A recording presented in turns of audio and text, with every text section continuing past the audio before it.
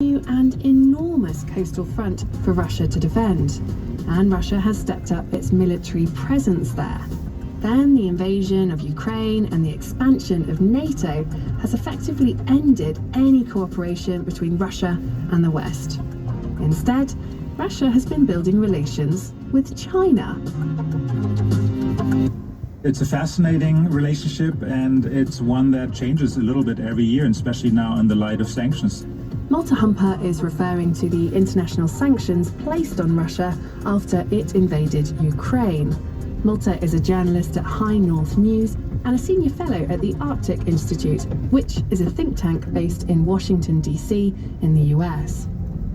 And it's not just sanctions that have opened up avenues for this budding friendship. Climate change and the melting sea ice have created a new trade route through the Russian Arctic, a way for Russia to make money, despite those sanctions, and finance its war.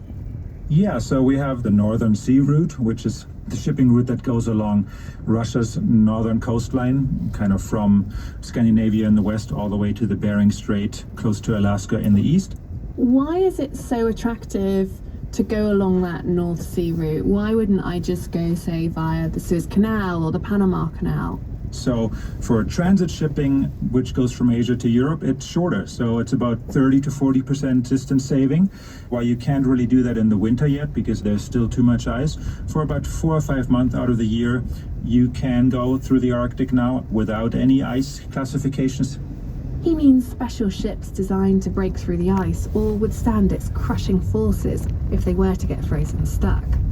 But just to be clear, it's still only a tiny fraction of world trade passing through this route, but it's growing and an important moneymaker for Russia, which can charge fees and tolls to passing vessels.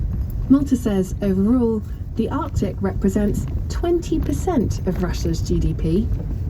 There is some disagreement here. The US says Russia has no right to charge fees, and much of the world is boycotting this trade route since the invasion of Ukraine, with some exceptions, including China. For China, it really is an alternative trade route because China is pretty dependent on the Suez Canal, on the Strait of Malacca by Singapore. They are dependent on a few, key shipping routes that they have very little control over. So that's where the Arctic comes in as well, that the Arctic